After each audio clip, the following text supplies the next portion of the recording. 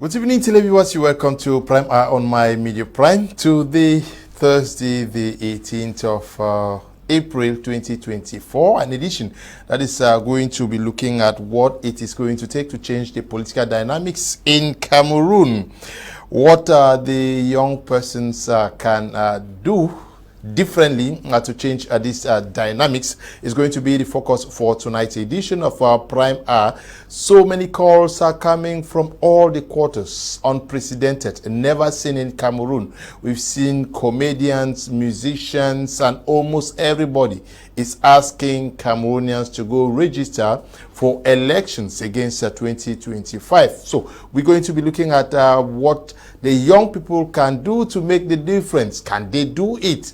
They complain almost every day that they have never been given the opportunity to take the front seats at the political level. But who are they waiting for to hand them this opportunity and a front seat? Is it not time for them to also come out with strategies to impose themselves and change the dynamics? We are looking at this topic this evening with our panelists who are with me in the studio. Dr. Apostle Ambe Valentine is our permanent consultant, who is also the president of the Cameroon Pentecostal Movement. Good evening and welcome. Good evening, Mr. Leo. Thank you for this privilege and honor again to be here tonight. Good evening, Cameroonians, and welcome to today's edition of Prime Hour. We are here to discuss politics in Cameroon. We are at the prime of the Cameroonian political platform, and we are expecting Cameroonians to rise in their numbers and effect the so much anticipated change that they've yearned for many years. And I think this is a time we're not going back. We also are in the company of Fabrice, Ewane, who is the Secretary General of the Popular Action Party, the PAP party, and has been crisscrossing the world. He was in Germany, crisscrossing Cameroon, in Marwa today, in Bolova tomorrow, and almost everywhere. We are glad to have you with us. Good evening, Solio. Good evening, Grand Frère, Dr. Ambe Valentine. Good evening to President John Denis Tabe. Good evening to all the National Council members of the Popular Action Party. Good evening to field workers, Tamba Collins, Your Bless, Mawo, Ka, Jokem, Quinivet. Good evening to all our Popular Action Party persons who are working with Elekam in Marua, Dija Manyang, Sadia Madi, Abubakar Amat. Good evening to all the militants of Popular Action Party throughout the country, to all volunteers of Team PAP Voters Registration Campaign Project, to partners of Team PAP Voters Registration Campaign Project, and civic and political engagement activities on the ground.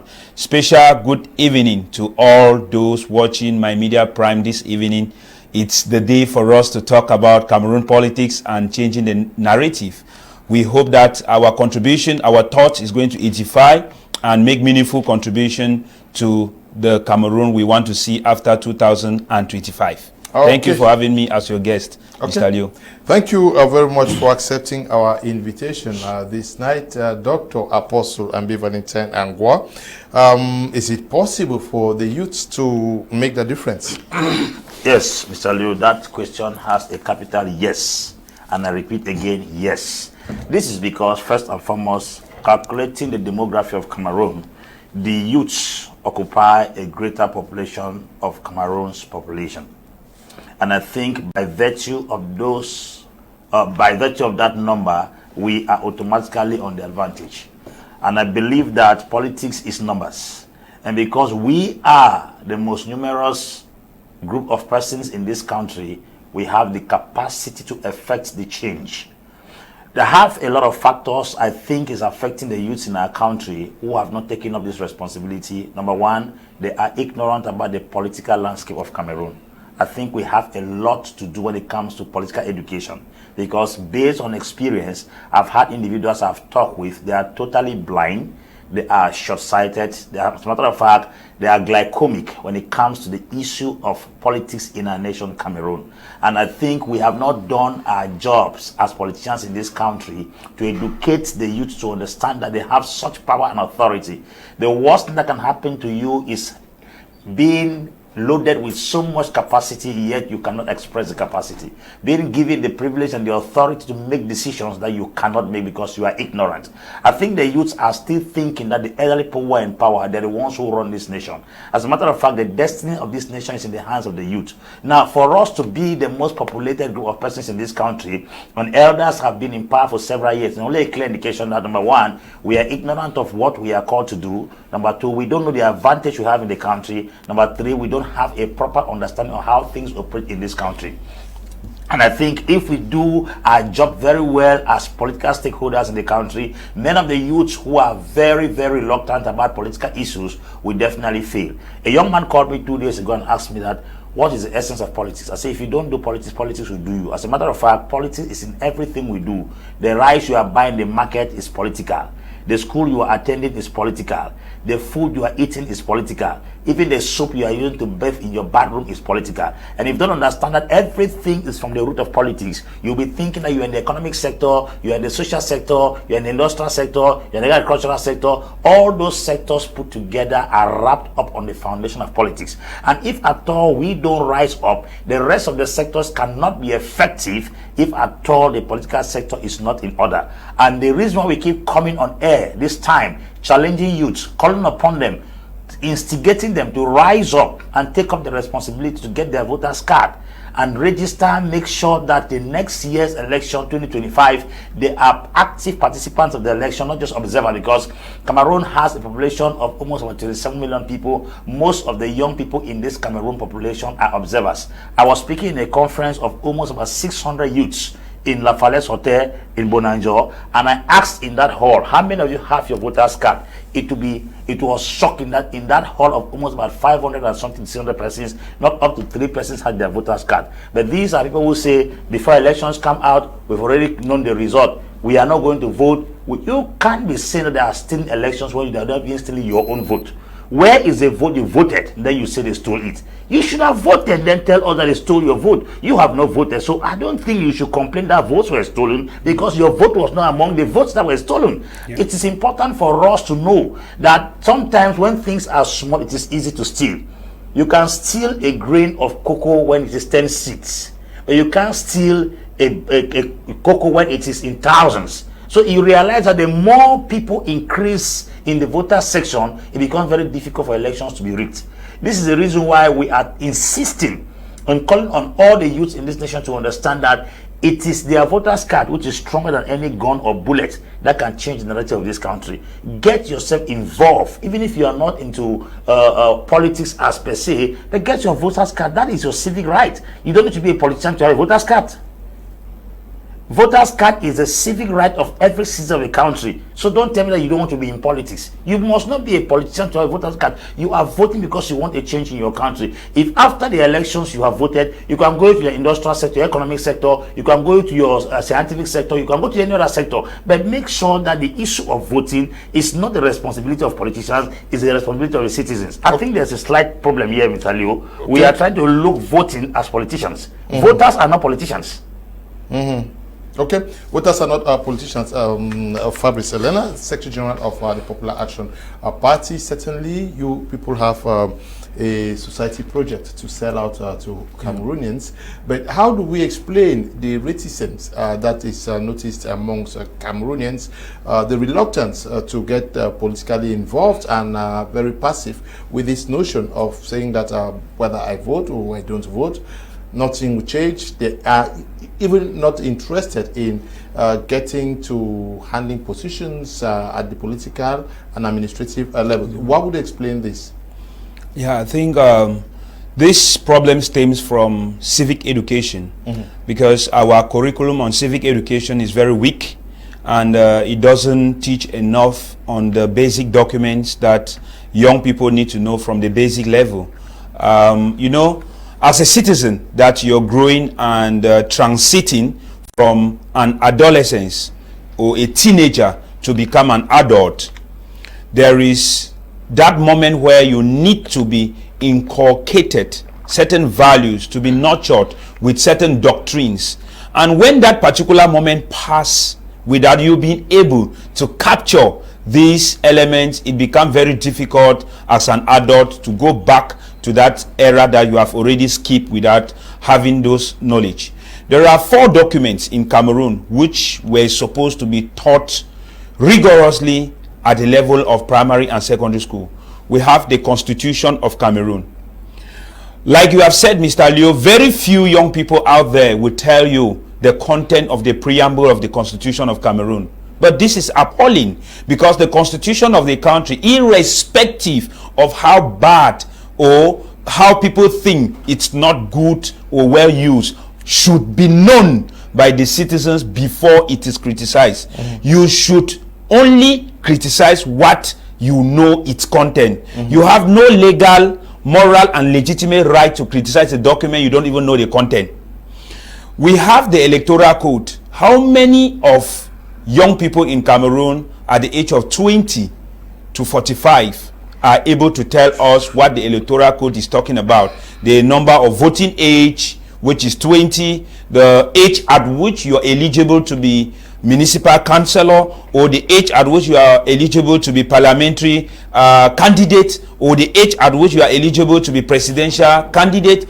These are basic elements, basic items inscribed into the Electoral Code, but young people skip it because they are not interested. They are not reading these documents. They are not even having it in mind that these are documents that define the policies and the way of life of their country on daily basis, makes the decision of who becomes the leader.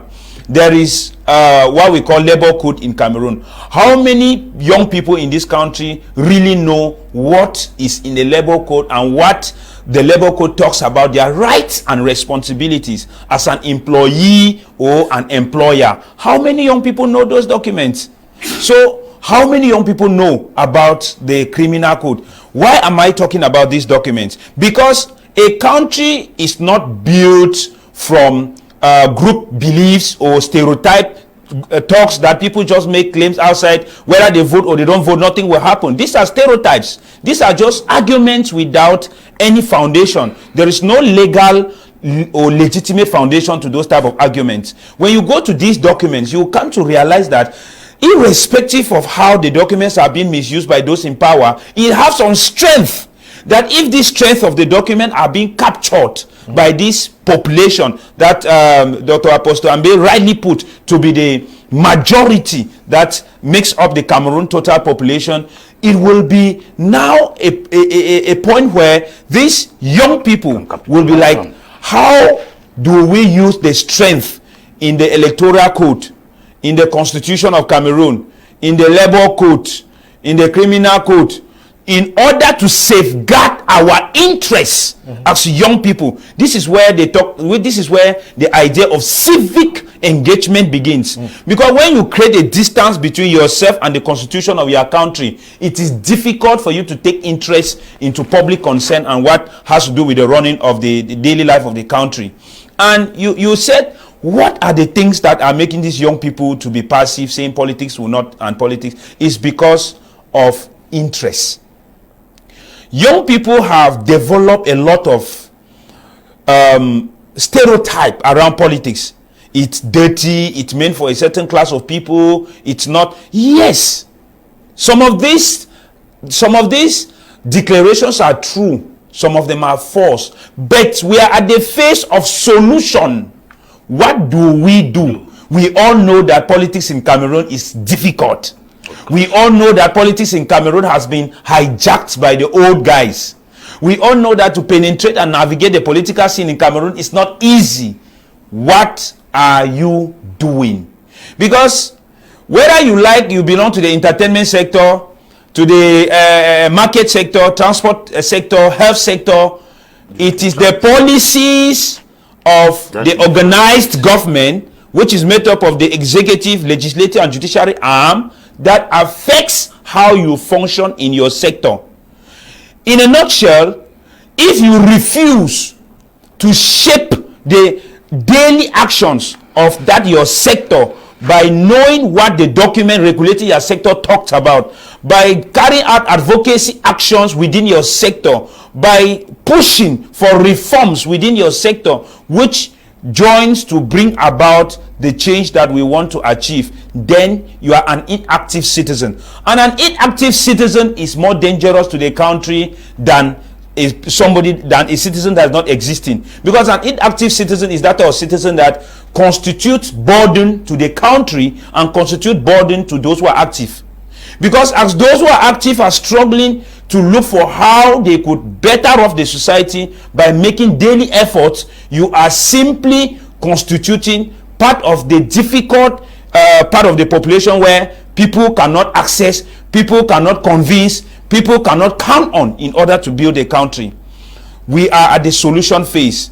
We are looking at youth that are able to ask themselves, what is my own contribution in my sector? As an entrepreneur, it's not sufficient to argue about the bad tax policies, but it is also important and incumbent to use your electoral your card, your electoral card to say, hey, if this guy who understands the difficulties we go through in the entrepreneurial sector is being voted as mayor, I think this guy will have the capacity to argue for a better laws, to argue for the reduction of these kind of arbitrary taxes that are not justified, to argue that we have better roads that could transfer goods from one warehouse to the other, could argue that we have a colossal or general reform of the entrepreneurial or the market system that is operating in our country. This is an active entrepreneur who is not only investing his money, but is also taking part in shaping the policy in that sector. But if you just invest your money and go and sit and then you are complaining, Cameroon is not working, nothing is working, you are not helping the situation. So we are on the clarion call that it is the time for solutions. It is the time to produce sector by sector solution.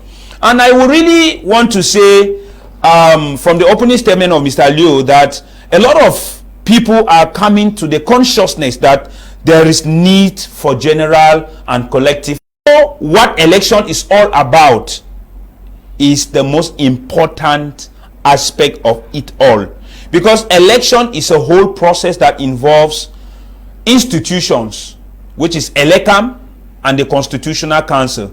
You need to understand the operation of Elecam. Elecam is the body that organizes and manages election in Cameroon. How do they operate?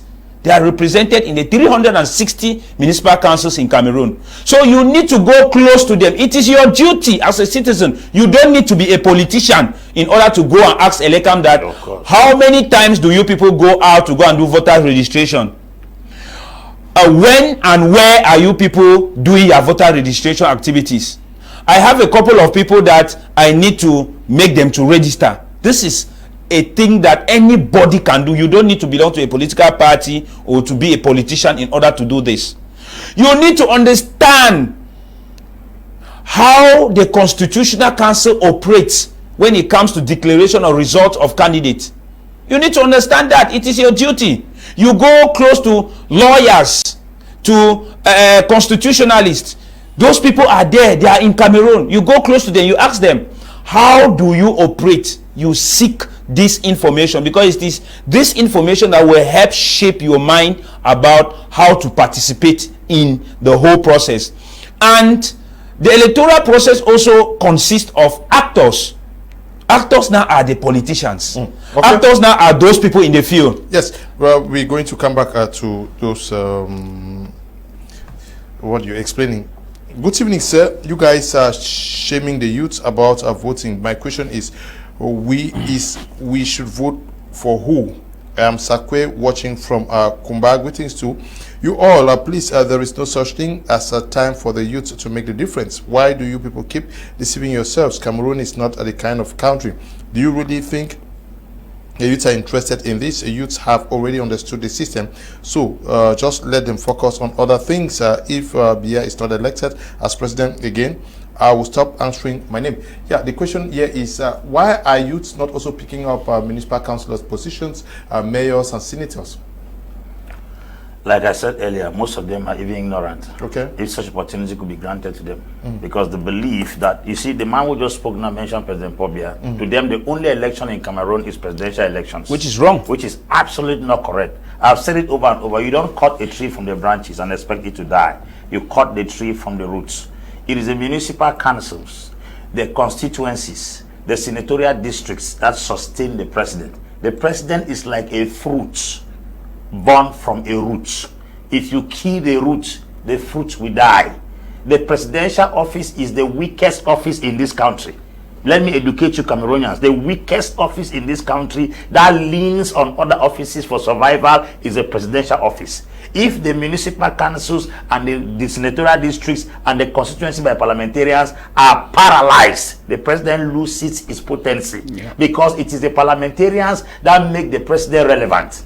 It's the senators that give the president relevance. It is the mayors, the regional councillors, as well as the municipal councillors that give the president relevance. Imagine the opposition party clears off all these offices. The president cannot sit and make decrees. Everything that reaches in the parliament will be annulled, because the parliamentary sitting is what determines what the president even has to say. If the president sends a bill and the parliament annuls it, the president becomes impotent. So don't look at the president as being too powerful. The president is not powerful. It is the parliament and the senate and the district councils that give the president power. Now, where are the youth supposed to take up this responsibility? The youth should not gun for presidency. They should gun for municipal councils, gone for senatorial districts, gone for constituencies owned by parliamentarians. If the youth occupy those places, the president's bill does not go through by decree, because we are not in a kingdom. This is not a monarchy. We are in a democratic system. We are not into bureaucracy. We are not into theocracy. We are not even into monarchy. We are in democracy. In this democracy, the president can come up with something and submit it to the parliament. If the parliament gives a no on that thing, the president becomes... So it tells you the president is dependent. But why have we so much empowered the president in this country? Because almost all constituencies are owned by the president's political party. The senatorial districts are owned by the president's political party. Even the municipal councils are owned by his political party. So it gives him that manpower, that voting power. When his councillors and his mayors and his parliamentarians sit in the parliament and he says anything, all they do is an okay. Donald Trump in America cannot just get up like he did in those days to pass decrees. No, the Senate is there. You saw that there are 99 Republicans and 100 Democrats. That's a very strong parliament. With such a parliament in Cameroon, we will not be ruled by decrees. Now, the electoral code in Cameroon does not permit, I repeat, elections on these constituencies to be counted like the presidential election. The elections of this country is supposed to be counted at the particular spot where the election are taking place. It's not that some twistings take place along the line. And this is the reason why the youth is supposed to come up and face the responsibility to challenge the status quo. Because if somebody wins, for instance, Tuba Council, that person is his votes are counted there at the constituency, and by the next day latest, the result is out. Exactly. But now we all think that presidency. Listen, the relevance of the presidents is the parliamentarians and the senators. So we are calling on the youth to know, and you must know that know this. At the age of 20 years old, you are eligible to vote. That's what the electoral code says in this country. You are eligible to vote. So you can be in secondary school and still decide the destiny of your future. There are students at the age of 20, 23, 24 in secondary school. You high school, O levels, if you have your national ID card, which is one thing I think we have to also address here. Because if you meet 20 Cameroonian youths, at least 15 don't have ID cards. They don't. And we don't register for elections without an ID card. And because I think the absence of ID card is also political, because it weakens the masses from registering, which is something we have to address for people to have their ID card, because it can for them to freely register and vote. So why are we coming up and saying all these things? This is because you are coming from one municipal council. You guys can stand up in that municipal council as a youth in the environment and decide that we want this person to be the mayor. We want this person to be the parliamentarian. Well, a country where the ruling party has a majority in the national assembly is a weak country. This is the reason what happening right now in Togo. Foreign Assembly had 2 tenures in office. 2 tenures in office expired. He went in for a 3rd tenure. Now he is now advocating. The parliament has changed the constitution that the president will be voted by the parliament. This is because the parliamentarians inside the parliament are owned by the president, so they cannot choose the constitution as they want. But in a country where a mixture of different political parties control the parliament, such a decree cannot pass easily. Now they have said that because it is no longer the masses voting the president anymore in Togo, it's the parliamentarians, it is by certain that foreign national will be voted. And when it's voted, take this from me, it is 6 years this time around, not 5 years anymore. So you now realize that the destiny of a nation is tied to its parliament and its senate, not its presidency. This is the reason why we are now saying that, okay, let's leave the presidency for now. Let's target the senate and target the parliament and target but some of the young persons are also asking that, who do we vote for? How do we understand that young persons are not sure about who to vote for? Is it that they are also tired, they are not convinced by the faces they have been seeing, the political scene so far? So why would they be confused about who to vote? And if you are watching like we did last time, just tell us the person that you would want to see mount the position of either a mayor or an MP or the president of the republic. Just forward the names to me so that we'll continue doing this every week to see those that Cameroonians want to be their mayors, their MPs, their senators, and president of the republic. Just send a text message and we'll count and tell you who is the leading, most liked person to be president of Cameroon. Yep. Yes, Oliu. I will start by telling my fellow Cameroonians that the Electoral Code provides that according to 2018 presidential election, which provides for 7 years mandate office for the president of the republic, we are supposed to have presidential election in Cameroon in October 2025. And this is supposed to come after municipal and legislative elections, because municipal and legislative are always twin elections in Cameroon as far back as 1997 that this had been happening. And for the twin election is supposed to take place in February 2025, because the last twin elections, municipal and legislative, took place in February 2020. And we have another election that people are not even talking about, but it's also in 2025, which is regional elections, because regional elections took place for the first time after the effective decentralization law of 2019 in 2020. That was on the 6th of December 2020 when regional councillors were elected for the very first time. Why are these recalls important? Because if you master the electoral calendar, what will come in your mind as a young person is that we need to first of all identify parliamentarians and mayors. Now, for the case of councillors who produce mayors, it is a little bit ambiguous to determine who becomes mayor, but you can just make a choice because it is a list. That's why we still come back to the issue of people not seeking to know, because a party, for example, Popular Action Party presents a council list in Boya Oban, and after that list is being voted by a direct universal suffrage from the people, then the 41 councillors come together and vote their first, second, and the rest of the other mayors, the mayor and their different deputies. This is what happens with municipal elections. For parliamentary elections, we have a parliamentary candidate and the alternate, and the two of them are being presented by a party, and when they win, this person becomes not only parliamentarian of that constituency, but what they call député de la nation, parliamentarian of the country. And Cameroonians are supposed to first of all start by identifying within their environment who are those people that their actions, track record of their activities, their personality, the way they have been conducting themselves, permit that they become your parliamentarian, permit that they become your mayor or your councillor. It is your judgment. But this judgment should not be focused only on presidential. it should start from the local, because it is the local that construct the presidential and not the presidential that construct the local.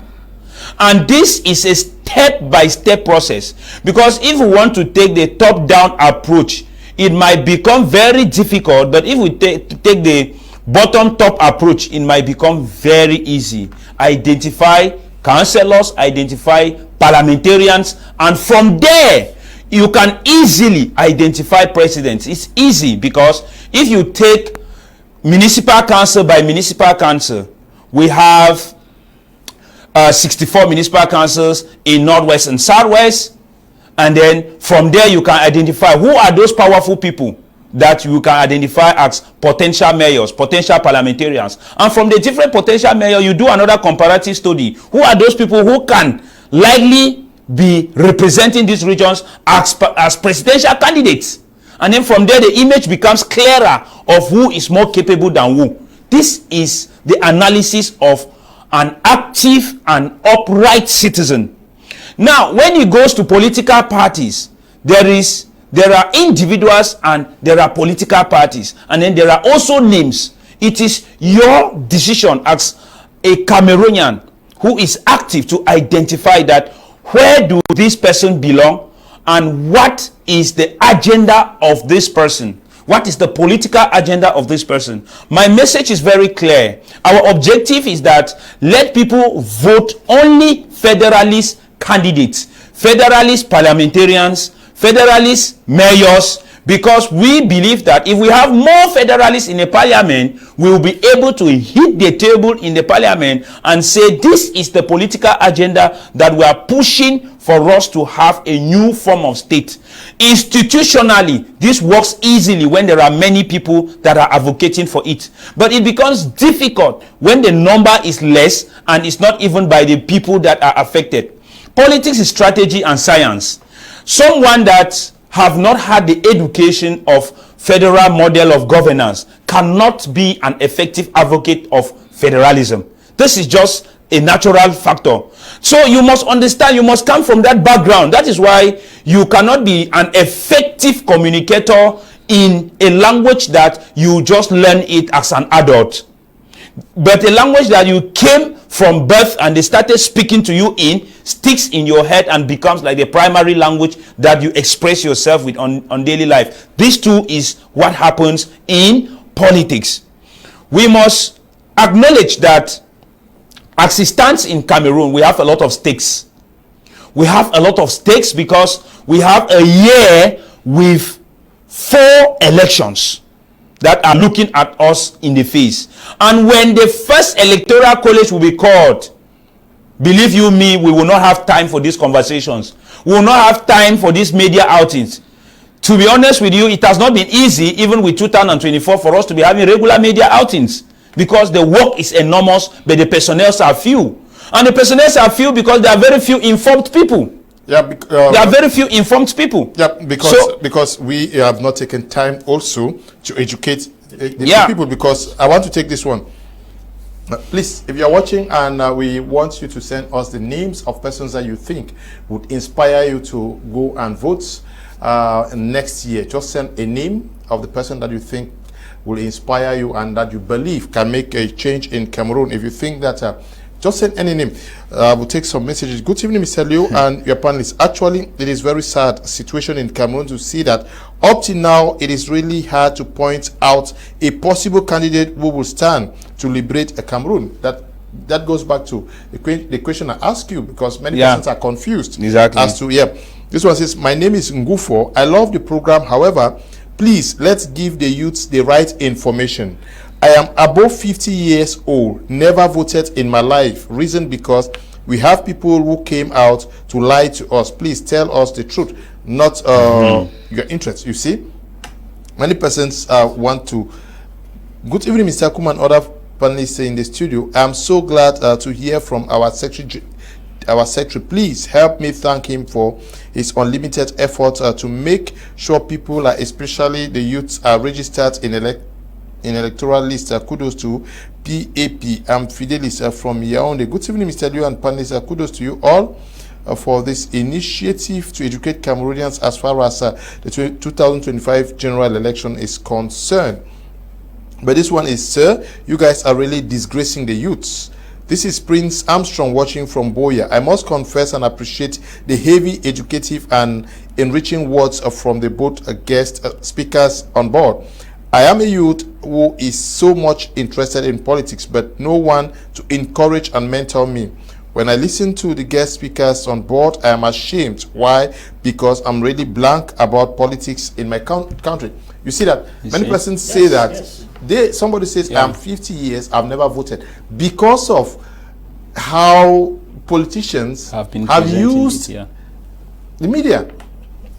Like we said, Mr. Liu, the kind of information we transmit to the masses is what shapes their thoughts and shapes their actions.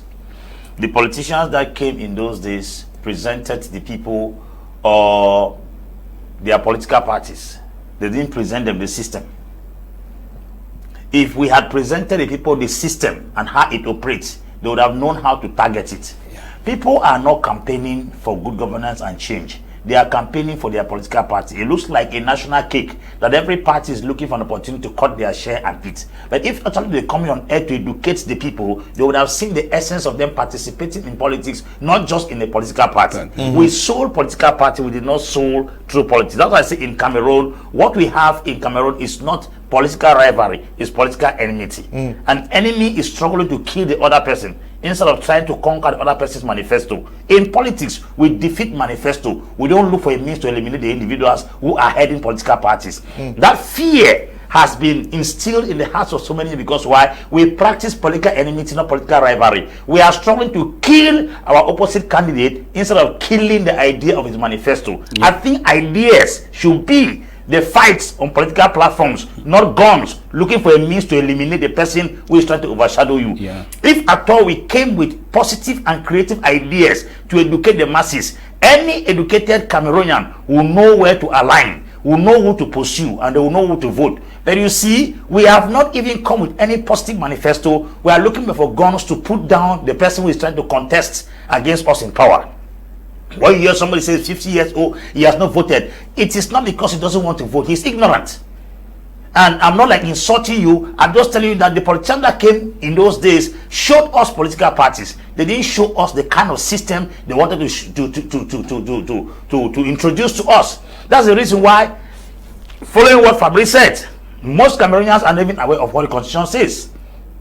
Electoral code, penal code, labor code, and all the codes in their country, they are not aware. Your right as a citizen of this country is to understand how things operate. It is not going to be the reason why you're going to make a choice either to vote or not to vote. But the issue is you are first and foremost totally ignorant of your role in bringing the change in your country. That is the issue. You think that this change will come because some politicians sat in your own and made that decision? No. Even the man who rides bike in the street, your vote can bring the change. The woman that rolls maize in the streets, your vote can bring the change. The guy who is selling pure water, your vote can bring the change. This is the collective responsibility of every citizen. And those of you who say you are not interested in politics, especially those of us from the kingdom of God, I want to challenge you. If you are a Christian fasting and praying for this country to change, and you don't have a voter's card, you are the problem. Because the government will not change by prayer, the government will change by the voter's card. Let me corroborate what you're saying. Good evening, Mr. Leo. Bad leaders are put into power by good citizens who have refused to vote. Exactly. Let's advise pastors and their members to get voters card because this country will never change only by prayers. Pastor Cletus is writing from Barombi. He's asking, are churches in Cameroon excluded from election? But this one also, good evening, Mr. Leo. This is greetings to Fabrice and my brother, Pastor Ambe, and any other in the studio just coming in. As a basic educational teacher, I've tried to talk about this registration to vote issue, but everyone of the almost 99% of them have vehemently refused that they can't waste even their 200 francs transport to buy puff-puff for the child to pay taxi to go vote. My advice is that if all pastors, priests in both the mainstream churches and the new churches ask members to go register and show them their cards at the peak of the elections, all religious bodies will choose a candidate and tell their Christians to vote a particular person. Mrs. Su is writing from Boya. I'm corroborating what you just said. Yeah. Because the truth is, there is a wrong doctrine in the church that the church is not supposed to be part of politics. And they fail to understand that the politicians that they are talking about are church members. Those ministers and parliamentarians are all in your churches. And you say the church is not part of politics. How can the church not be part of politics when the politics is part of the church? This is where the challenge is. Yeah. And I have been hitting hard until I've written a book with respect to that. Because Christians need sit down and think that they can pray a man from the roof to fly and land in a 2D. You will never pray anybody into a 2D. Even the scripture says when a righteous man rules, people rejoice. Righteous men don't rule by prayer. Righteous men are voted into office. If you want a righteous man to be a leader tomorrow, get your voter's card, go to the polling station and make the decision. That one vote can be the turning point of the next presidential candidate in the country. These are the things we keep sounding over and over. This idea of church is not involved in politics is one of the Jefferson's principles that came in America in those days, that separated the church with secular leadership. And they think that by virtue of that, they could completely detach the church from the day-to-day run of the politics of the nation, which is absolutely impossible. It is also a Machiavellian system of operation that secluded the church from politics. And this doctrine has been passed across for years until it has been imbibed into the very psyche of Christians to think that it is not their responsibility to determine who becomes the next president of the country. I wish to ask a question. Do you buy Maggie from another world as a Christian? Why people are not going to church buy Maggie from space? That same Maggie you are buying in the same market, politicians determine the price. The same cars you enter, politicians determine the price. The fuel you use, they determine the price. The house you stay in, determine the price. So what actually separates you as a Christian from politics? We stay in our churches and we are organizing 21 days fasting and prayers, which is very, very correct. I'm not against it. But you see, prayer alone is not sufficient. Even if you go to Acts of Apostles chapter 1, it says after Judas Iscariot betrayed Jesus and committed suicide, there was a vacancy among the 12 apostles. After they stayed in the upper room fasting and prayer, they cast their vote to select the new person that was to replace Judas Iscariot. It's to let you understand that prayer is not sufficient. If prayer was sufficient, you will not pray and still plant crops. You will not pray and still go to work. You will not pray and still eat. Prayer is not sufficient. Prayer is a prayer we get inspiration. We take those inspiration and apply them to work, and then we get the necessary result. So if you are a Christian, you are praying that the nation should change, and you have no voters card, you are the problem. I think this education should be passed across in every church, in our liturgies on Sundays, in our sermons. People should be taught to understand that voting is a civic right, not a spiritual or a secular exercise. And as a citizen of the country, whether you like it or not, the laws of this country will affect you. If you pray in tongues, you will still make an ID card. You pray in tongues, you will still pay taxes. You pray in tongues, you will still follow the rules of the constitution of this country. That is how a nation is governed. So this political education is one thing I think our nation is missing, and it's very, very far back, and we must keep hitting. Even if we don't meet the target this year, let us take some years to educate our people. But I believe as the word is going out every day, people are becoming very, very sensitized, now, and I think it will help them. So many persons are still wondering who to vote for. How do you explain that Cameroonians say they don't know who to vote for when the political class has been there for over 30 years? Why would they be confused? And keep the names coming. The person that you think can inspire you to become the next president of Cameroon, just send the name. Who inspires you the most? Yeah. Yes, Mr. Leo, I will give you a share of experience that I have from a week ago. I was invited by this young, vibrant lady who manages an NGO called Action for Development and Empowerment to do a workshop on civic and political participation. So I decided to do it not in the regular way of going to explain a lot of theoretical concepts. I decided to put out faces of politicians. So I took the faces of politicians from 1970 till present, according to generation. And behold, nobody in that room, because we had 40 participants, nobody in that room could give the name of up to 5 of these politicians. So that is where I drew the conclusion that there is a serious problem of civic engagement and political participation. I'm telling you, this is a document we conceive. So there were in that document there are 32 phases. So we have the class of President Paul Biya, Nijon Frundi, Daikole Daisala, Gaga Haman, some of these guys that have died, yes, Damudam Joya, and then the middle class of some of the leaders who are now the national presidents of their party, the Kantos, the Cabras, Joshua Ushi, Patricia Damjoya, Madam Kawala, and so on and so forth. So these young people are people that they register to participate in this workshop of age between 23 to 39, because our objective is that it should be people who are eligible to be candidates. And these are young people who belong to civil society organizations and have been doing at least a community work or the other. So imagine the one that have not even attempted to engage in a community activity or in a CSO activity, or have never been engaged but just following to have academic diploma for the sake of having. So this is where I asked myself, oh, we still have a big job to do. We still have a lot of tasks ahead of us. Because these same young people, if you put the pictures of all the footballers of Cameroon from Roger Miller to present, they will give you all the names, and they will even give you details of how the score goes, and even background details of who they are and so on. The same too with entertainers, those who sing music. But the most important sector which defines how you take in and take out air is politics.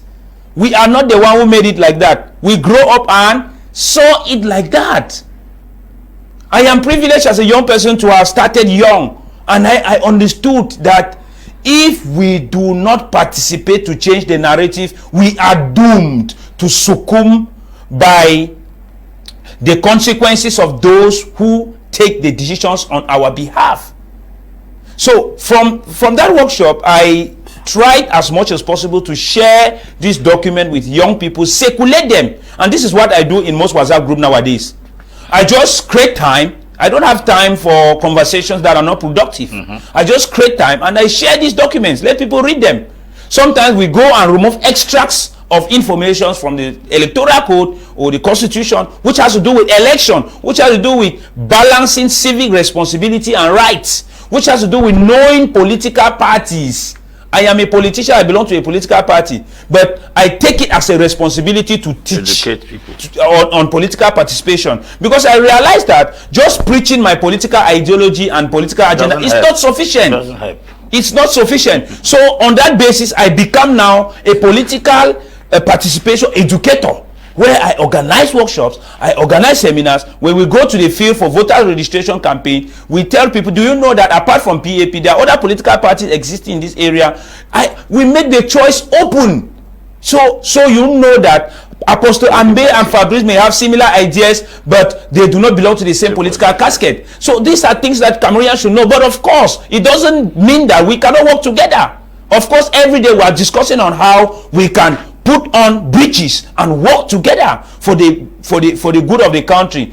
And those who have been ahead, the clarion call is that we need to reflect as frontliners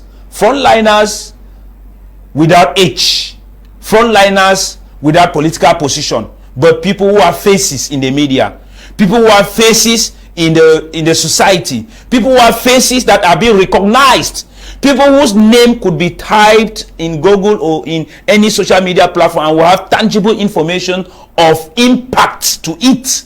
These people need to start thinking, how will I explain to the generation that is preceding us that we had the opportunity, golden opportunity of 2025 to change the political narrative of Cameroon, but we did not. It is left to our consciences to judge. Okay. Good evening, Mr. Liu. I'm Modest from Bamenda. Let those politicians stop fighting among themselves and focus on educating the youth, giving them reasons why they must give them the trust and go for their voters' cards this time.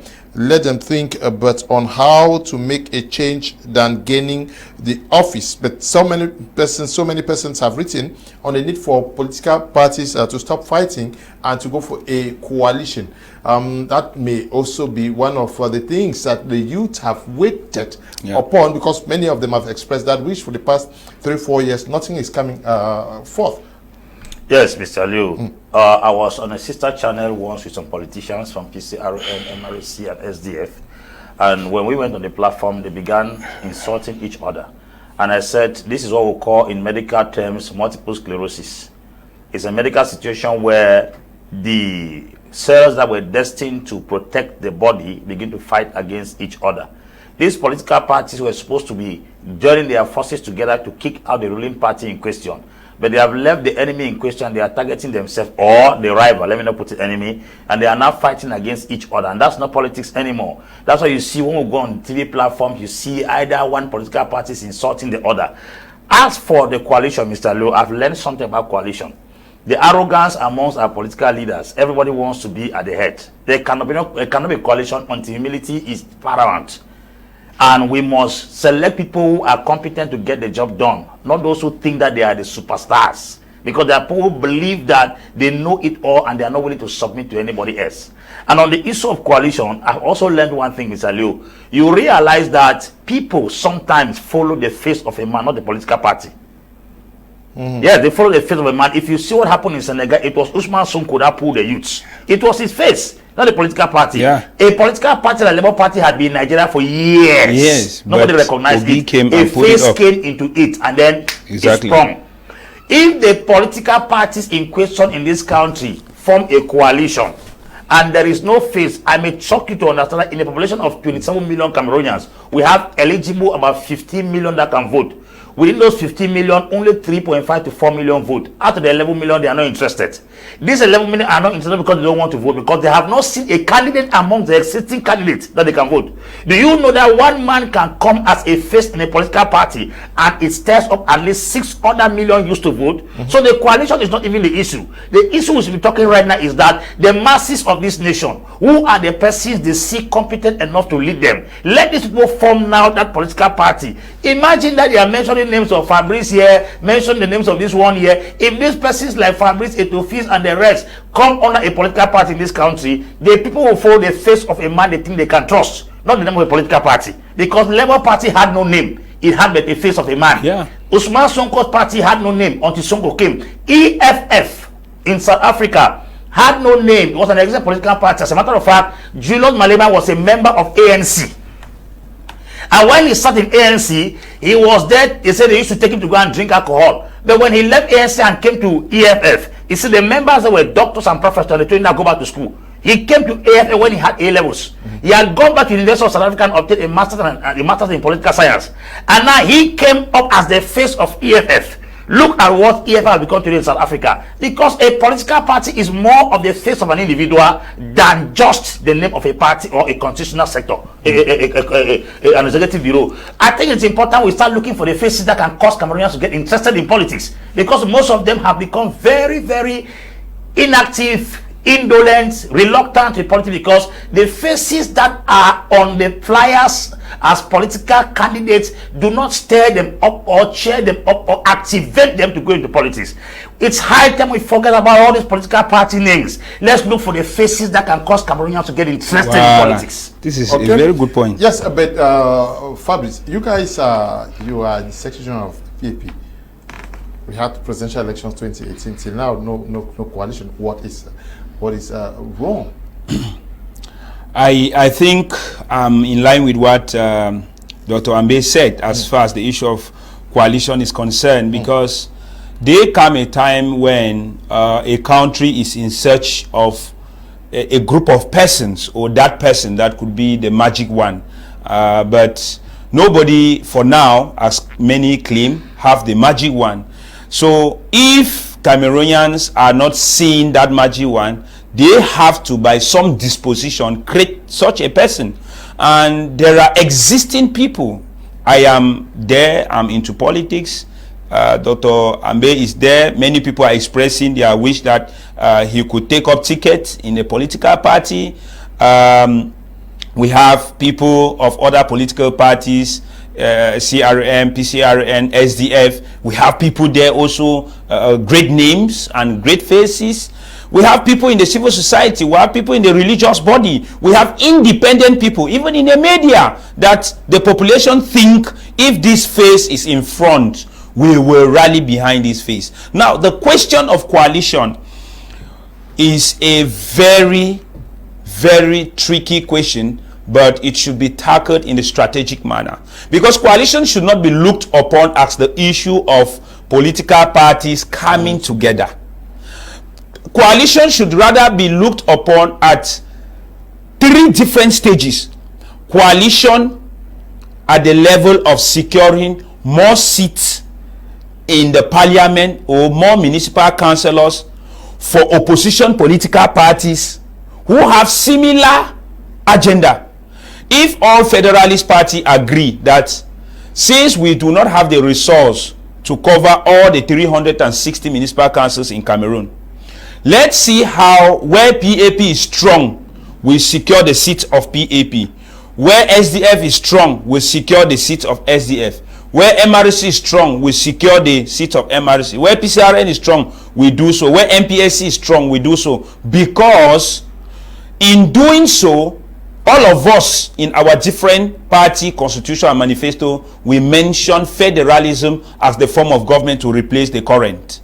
It's easy for us to talk on that basis.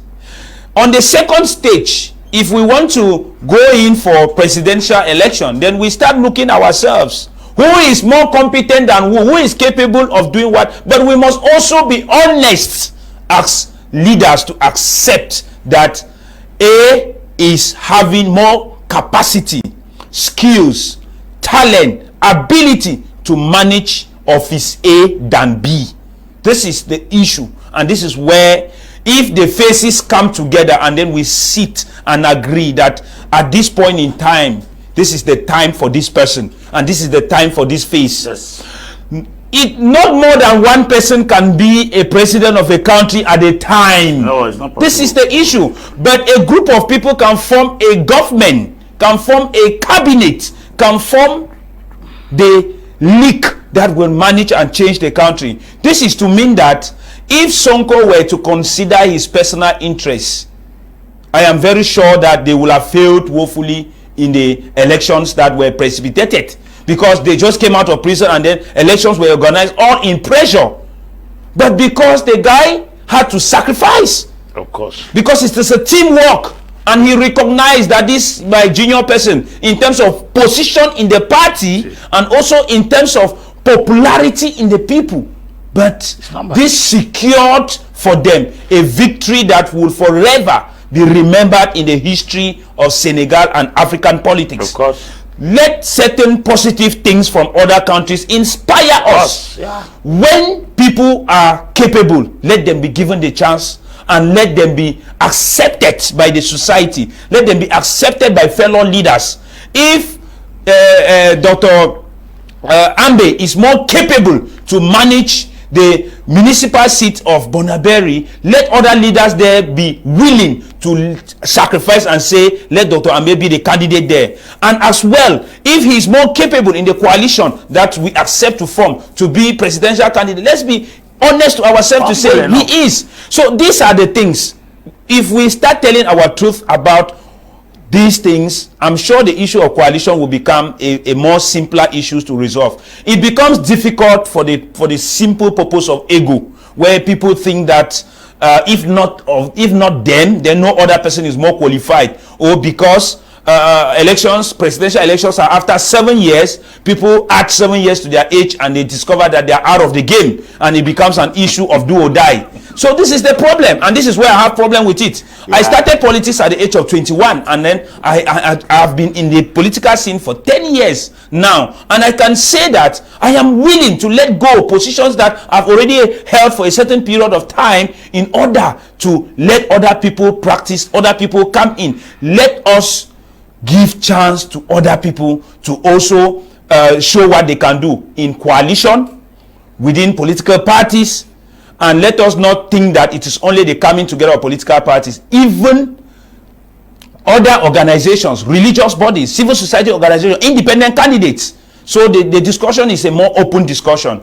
I believe strongly that 2025 is the time for us to do it big and let the talks be resonated.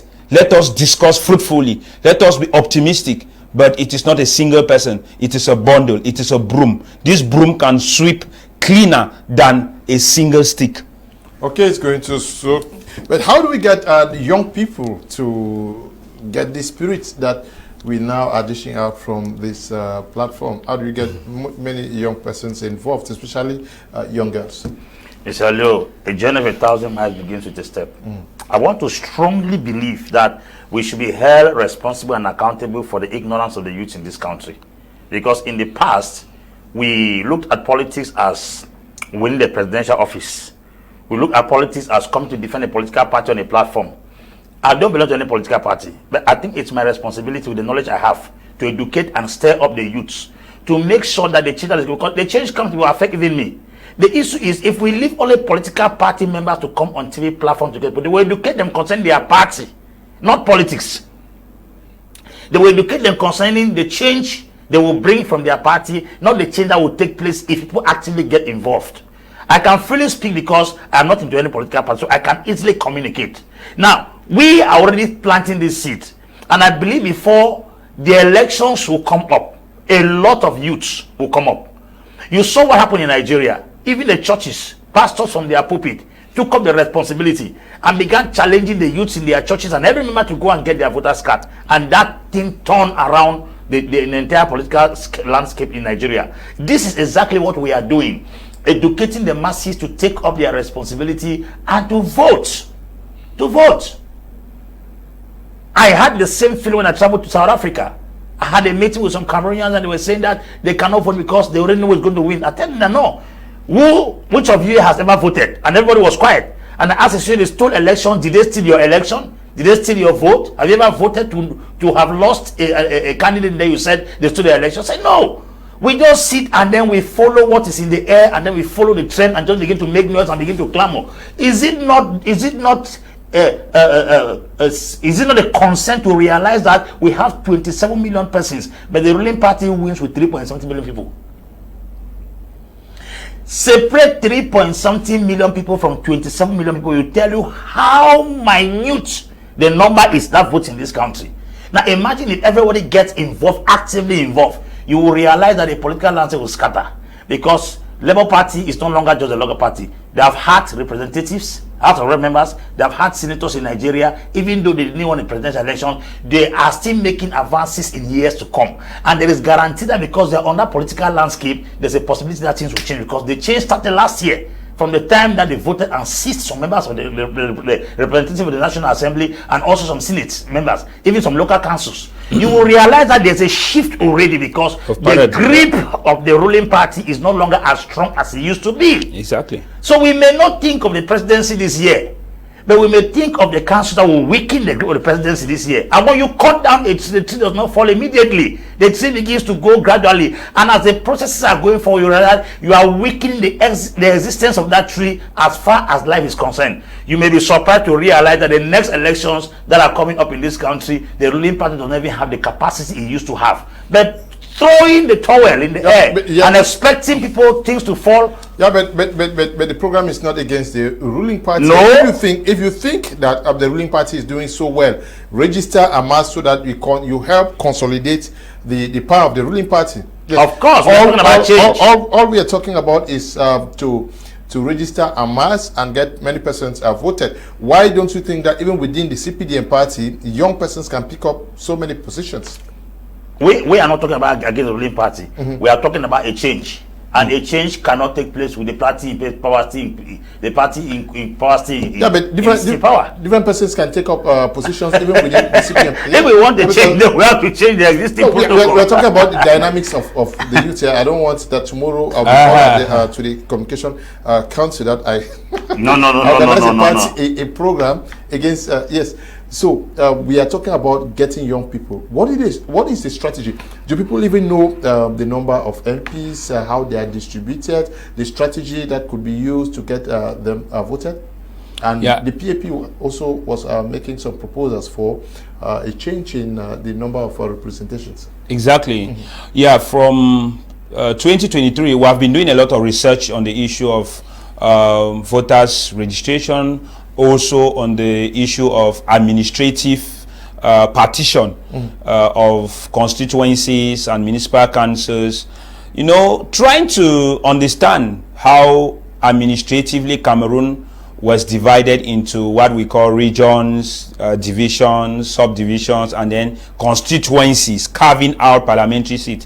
One thing that amazes us a lot is the fact that from the formation of Cameroon democracy and the 1996 constitution that was adopted, Cameroon is operating with 180 parliamentarians since 1970 date. So it's a call for concern. Our population is growing at geometric rate, but the number of representation is not changing. How is that? Because in 2024, we are not supposed to be talking about Cameroon with 180 parliamentarians. The number of representatives, according to Electoral Code, who are supposed to be represented by one parliamentarian has been magnified. But we are still having the same number of representation. The same thing, when you look at some constituencies, let me take Mezam, for example. The whole Mezam, with 7 municipal council areas and population density, 5 times higher than that of Nja Elobo, where the president is coming from, have only 3 parliamentary seats. But when you go to Nja Elobo, they are having up to 5 parliamentary seats. And then when you go to neighboring Bambutos, where it is the neighboring division of Mezam in the west region, Bambutos have 4 municipal councils, 4 parliamentary seats. So you begin to ask yourself, what were the criteria that was used in order to do this constituency demarcation?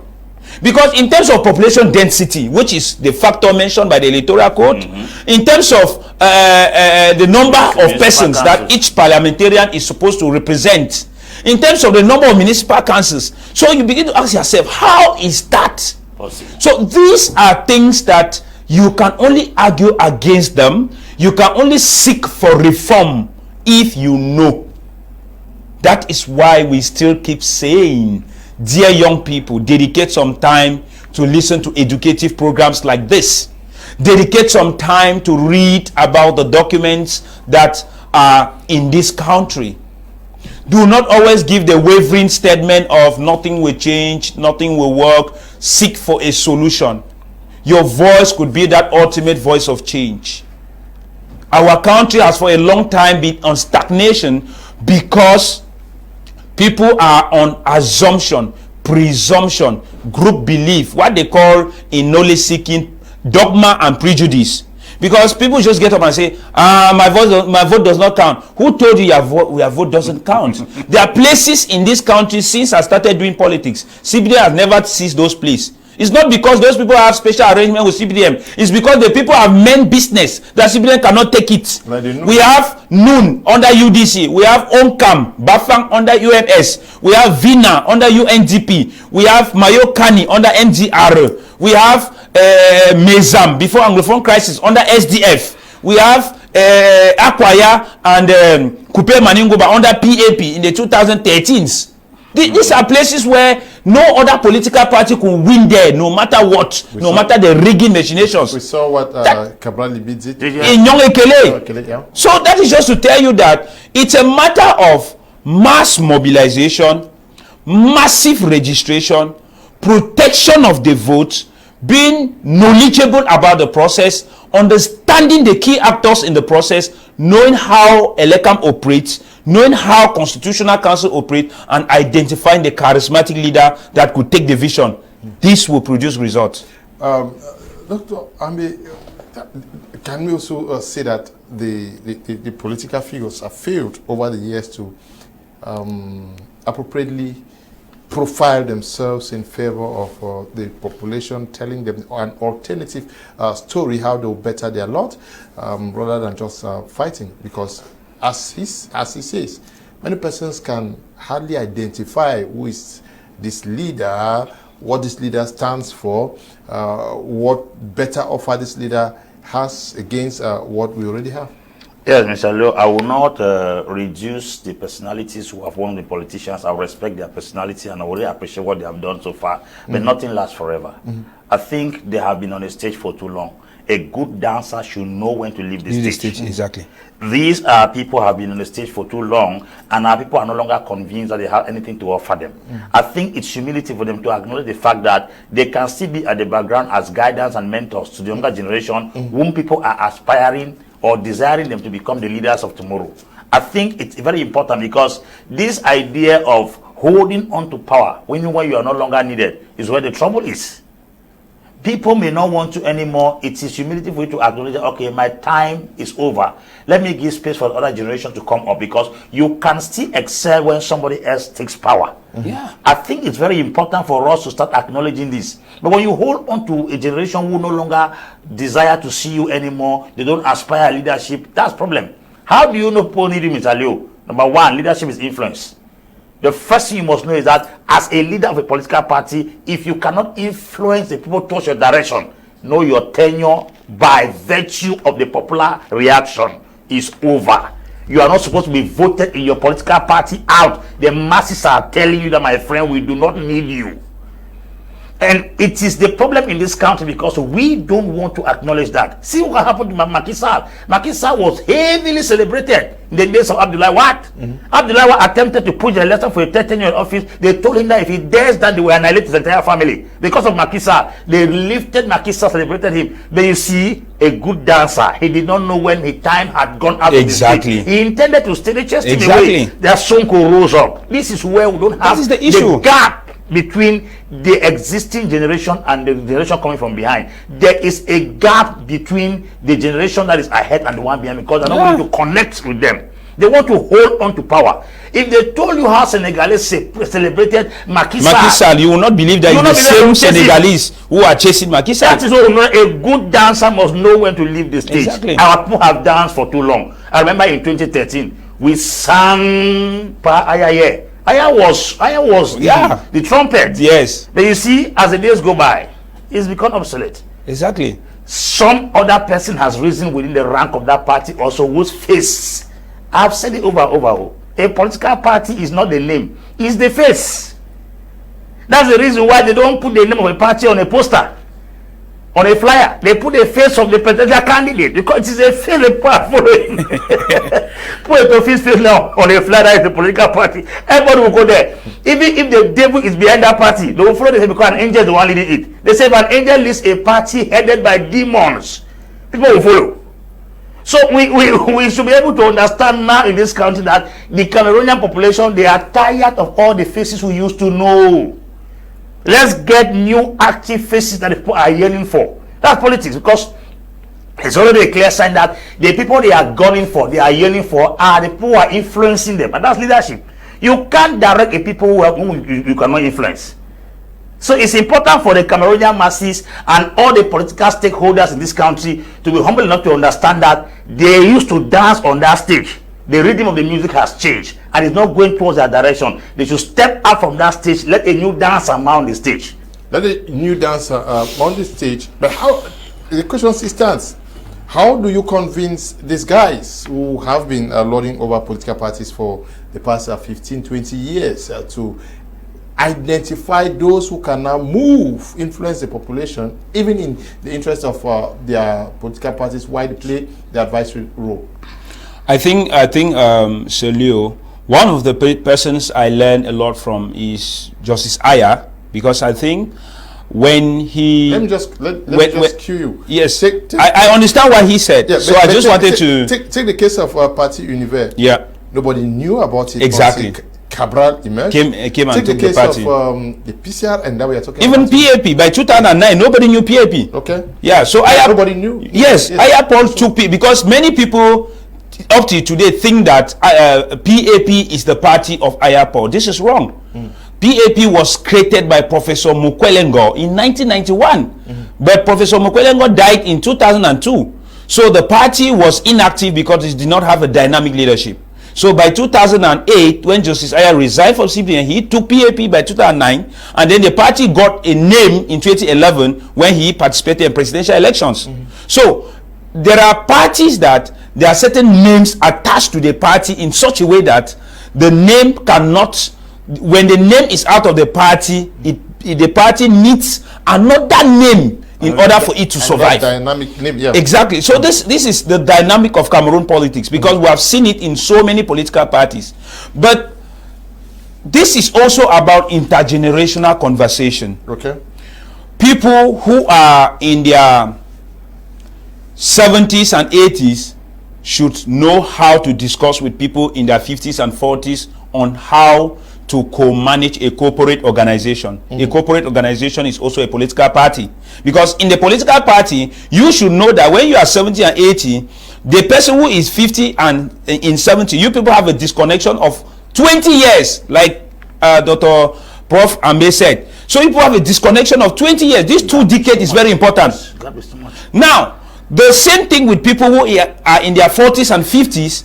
They need to know how to discuss and ensure continuity with the people who are in their 20s and 30s, because there's also a disconnection. So this lack of conversation and ensuring continuity in most political parties comes to be the problem. I think we have managed to have one of the leaders who, at the point where he thought that he has done his best, he said, I am leaving. And then a new team came up and then has been able to shape the party and put it out there, where today many people, when we come up in a program like this, they say, I want to join PAP, because they saw a new leadership and then they are seeing something different. So we are also encouraging other political parties leaders. There is no prize that they are giving for somebody for being the national president of a political party for 15 years, 20 years, 30 years. There's no prize. And I always say that I want to take myself to be example. I don't intend to be a life secretary general in Popular Action Party. No, there will be a time that I want to change position, and after changing the position, I also want to step down, because if politics is for the sake of change, it is also to give impact in a generation. Because as a human being, there is what we call optimal productive point in your life. When you are at that optimal productive point, where everybody celebrates you, they see you as a hero, if you do not create the most outcome, the most impact out of that particular moment, what happens is that you start declining. And as you start declining, you start losing all the support that you get from people. That's exactly why Dr. Ambe said, know when to come to the scene and know when to go out of the scene. So there is a generation like our generation where things are inclining, because somebody in his late 20s, early 30s, late 30s, early 40s are seen as the face of this generation, which reflect, like people in the 80s and late 70s are seen as people who reflect this generation, this internet generation, this charismatic generation, this generation where things are done differently. But beyond that generation, the young people born in the 2000s do not identify again with these people, and this is where the problem comes from. And that is where I say that I submit to the older generation to understand that it is not our making that we think the generation is having these priorities and these frivolities. No. It is a wave. It's a trend. It is what is happening around the world. What explains a country celebrating military rule of a young guy who comes in power, who is holding a gun? Because someone holding a gun is very unpredictable. You don't know what is in his mind. You don't know the next policy that this person will implement. But you see people coming in the street and celebrating. Then you ask yourself, is it because the person is young and can identify with the generation, or is it because they are just celebrating for the sake of celebrating? So people get emotional about the things they love beyond reason. Okay, Dr. Ambe, how do we ensure that this generational conversation flows, that smooth handing over of power, the command button, and what extra should the young people do to assert themselves? Because even if you want power, you need to also show the capacity, your capacity to rule, or the capacity to be responsible. You have to prove that, okay, we are ready and right. Yeah, I think the younger generation should have a role to play, like what you just said, very important. I think the older persons also may be looking behind and see nobody coming. Because I think in a relay, you only hand the baton to somebody who's available. So if there is nobody behind coming, the relay cannot go. Because politics is like a relay. Once you are quitting the stage, you must hand the baton to somebody else. The youth shy away from political responsibility. So how do you expect the elderly persons also to hand the baton to the younger generation? But that is not enough reason, because I think every successful leader must be able to raise a mentee. So they equally fail in their responsibility by raising people to take over responsibilities after they depart. Because they have an entitlement mentality that they are meant to stay in power and die in power. You can't be accusing the government in question for holding on to power when your political party, you also hold on to power. It means you are trying to duplicate what you are trying to insult. So it is their responsibility to make sure that they put the younger generation closer and start planting in their mind that we will no longer be on the stage anymore. You guys should prepare. I think if they had prepared a younger generation to start thinking of walking in the shoes of their fathers, then they would have developed interest in those young men to pursue the political career that they so much desire. But I think this wall they build between them and the younger generation is that they make the younger generation understand that they are just there to work as errand boys for them to stay until they achieve what they want to achieve. Just go as a young man in a political party and attempt to contest for presidency right now in that political party. They will fight you tooth and nail. As a matter of fact, you will become the enemy of that party. No matter how much you invested in terms of time, resources, and energy in that political party, they will fight you. Because why? It is a status quo. It is maintained. This person is there. We have to respect him. It is shocking to realize that a young man, for instance, like you, Mr. Liu, you can enter into the ruling party and you say you are presenting your candidacy as a presidential aspirant. The members of that party will fight because they are used to a monarchical system of government where somebody who has been there must be till their kingdom come. No, I think every successful political party must have a serious electoral challenge every year within the party to restructure the party and even challenge the person who has been as the chairman and the presidential flag bearer. If such a thing is not taking place in the party, I cannot respect that kind of political party. That's why sometimes political party call me to come and join them. I first of all look at their modus operandi for the past 10 years. I said this man has been the presidential flag bearer as well as the chairman, and he will fight anybody who attempts to contest. It tells me that we are also dealing with another power monger to go and fight another power monger. It doesn't make sense. So I think it's the responsibility for the older generation to be humble enough to acknowledge that at this moment in time, it's our responsibility to raise a younger generation and lead, because succession is very, very important. A leader can't be considered a leader until he has raised a successor. And I think this is where we are missing it in almost every sphere of leadership. You must be preparing, because you will definitely quit the stage one day. Now, the youth who have even attempted to venture into the political terrain, Mr. Liu, the battles they have within their own political party is even stronger than the one they face with the opposition. I'm telling you, if you call most of these young men who are in political parties, the political party they belong to, the kind of political contest they face within that party, if you are fighting this kind of battle at home, what will you do when you go out? What will you do if you are in for say PCRN? They are fight. Look at what happened to Tamfu. He was kicked out of MRC because he attempted to challenge the powers in existence. Now, such a person is being bad in his own political party. What will happen if he contests against somebody who is against his political party? So I used to tell people that the politics within political parties is even more dangerous than the politics against other political parties. These are some of the diseases we must treat that are eating the very fabric of political parties in this country. So it's important. Okay, very, very important. Now, Fabrice, just get that done. Okay, we done already. Okay.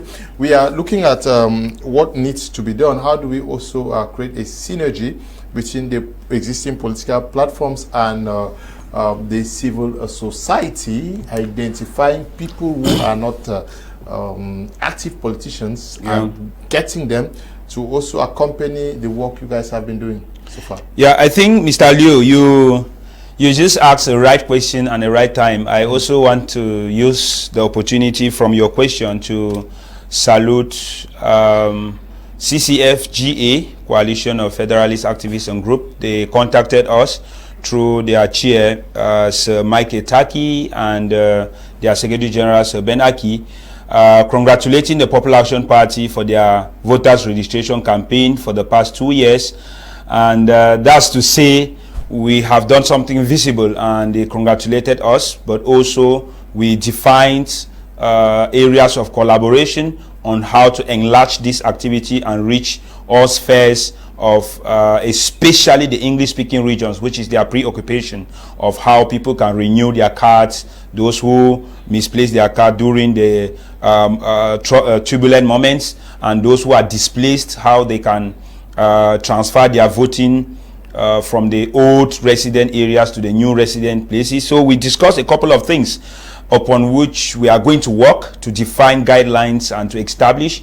To answer your question again, I would say I have had a very productive conversation with coalition of civil society groups of Douala and Boya, with whom we've defined areas of collaboration, because collaborating with civil society organizations is not only about defining the candidate, defining the political narrative, but on common issues of common interest, like voters registration campaign, like civic education, like political participation education, because those are things that are lacking, and it is the source of most of the misconduct and the vacuum of people to participate that we see out there.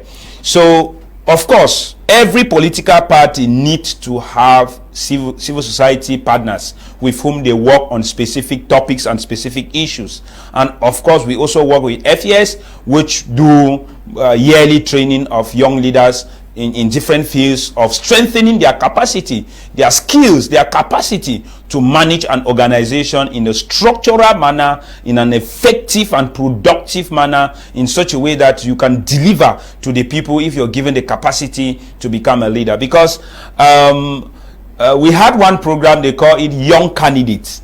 So the Young Candidate is a program where they've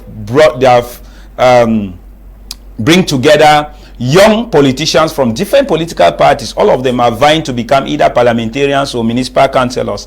And then in this program, we are trying to be open enough to each other to debate about how to go into elections, because these are all new faces that have never participated in elections, but also these are people who are taken from the age of 23 to 35. So they are really very new. Now, with this set of people, we have different perspective of working, which is completely different from those of the party leaders that all these young people are coming from. So we found commonalities in ourselves. We find it easy to work together. We find it easy to create bridge with civil society organizations, with traditional authorities, with religious authorities, and even the institutions. Because at first I used to do bias analysis of institutions until I started being open to understand how they function.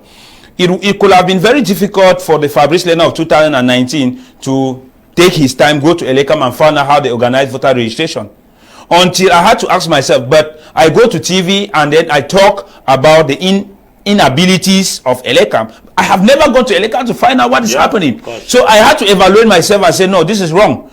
Go to them, ask them how they organize registration, ask them how they do communication, and behold, when I went to them, they took the name of my political party, they took our voter registration activities, and then they started communicating about PAP in their platform. So when we had to prove that we are a registered legal political party and we are doing this activity, they started communicating, and then they added us in the Electoral list of political parties for outdoor activities. So sometimes we just have prejudices, we just have preconceived notions, but let's try Let the battle be above us in the battlefield. But let's not have the defeatist mindset of we are already defeated. And our conversation as young politicians, as a young political team, as Team PAP is open. We are open to everyone. We are open to anyone who think that PAP is the best platform for you to become a candidate, parliamentary candidate, regional candidate, municipal councillor candidate, any of the candidates that you want to present yourself. You can come to the PAP, you register yourself, you follow our political activities and political agenda, and then we grow with you.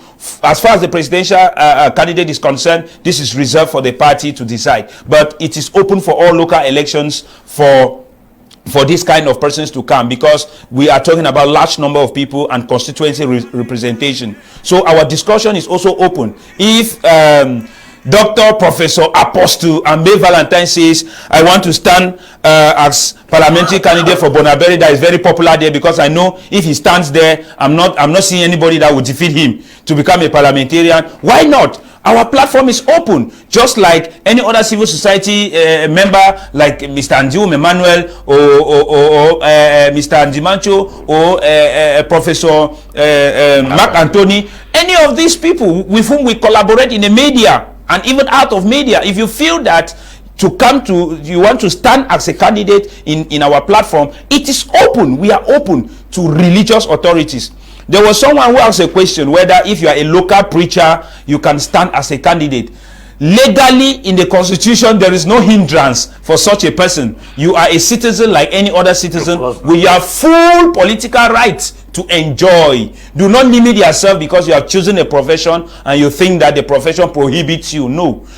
In Cameroon, there is no profession that prohibits you apart from military and diplomatic service, and they had their conditions as clearly and outrightly explained in the Cameroon Electoral Code. So we are open to everyone, local and international partners, and for us, we are building our bridges already. We are building partnerships already. Even with other political parties, we are building it, because it's not a particular political party's thing, and it's not also an individual thing. It's a collective effort that we can do as a people, as a country in need of change, to do the change and have the change that we so much desire. Now, Dr.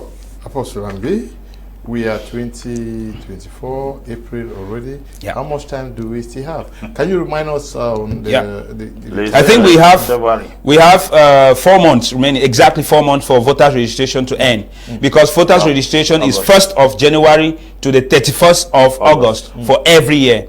And one other thing that people need to know is that when you register, Elekan gives you a récépissé. Just like when you do your ID card, they give you a récépissé. Now, when you hold that, you don't need to misplace it. You need to be a responsible citizen. You go keep it somewhere carefully. And after August, in September, they do what they call cleanup of electoral list. Cleanup of electoral list has to do with people that have died, whose names are still in electoral register, people that have changed location or residences, military personnel, I think death certificates. That's what they call cleanup. So when they do their cleanup, they now focus on printing of the biometric card itself. So the printing of biometric card is usually at the end of the cleanup process, which by October, November, people should be having their cards. And for the past 2 years, many people have been complaining that some of the cards in 2023 have not come out. This is true. I had to find out from an Elecam official, and they said yes, this is true for some cases, and they are looking forward that 10 months before Electoral College, all the cards will be printed, and sometimes it has to be distributed with emergency service. So this is why you need to follow a political platform, because PAP has created a platform where we inform people on follow up of getting your card, follow up on how to do when Electoral College is being called, because we can get up today and then there is a decree that we are having local elections as prescribed by the Electoral Code in February 2025. So what do? people get confused. People don't know exactly what to do. So you can already come and we give you the guidelines. If you want to be a candidate, we have already outlined all what it takes for you to be eligible. There are a lot of technical documents in composing to become a candidate that if you are not careful, Constitutional Council will give you irreservable, and then it will now become that they have done this, they have done that. I came to realize that most of these things is because people are not always prepared, and then they just go about doing it in a very haphazard manner. The politics of preparing on the eve is a very wrong politics. Okay. Because most of the time after presidential local elections, people we took all our 2019, 2020, 2021 in Cameroon for electoral hold up 3 years. And then we started thinking about 2025 in 2022. We have already consumed 3 years. That's the question. So this is how much time do we still have? So this is the problem. Yeah. So what is smart enough for us to do is to utilize the short time that we have, because we have just 4 months for electoral registration to end, and then to prepare for the process itself. We have just 4 remaining months, and we don't know when the electoral court will be called. It can take us by surprise. So we have to be prepared now. Apparently, we are still dancing, Dr. Apostle. And yeah, because we started talking about this 2 years ago. Yes. On the need for coalition, on the need for people to get ready. Preparation. And when you look at the political class itself, do you see a class that is ready for elections? Because he says we have just 4 months. No coalition. Nobody is even telling you that I'm ready to take over, and these are the alternative measures I'm going to present to fix. They will tell you they are doing underground work. Yeah, for forever. They are doing underground work, and because they don't come on the media doesn't mean that they are not working. They will tell you, and just like any other political party will tell you. But the truth is, election is something that is public, and once you stir up the population, stir up the masses, and the followership is there, you will know.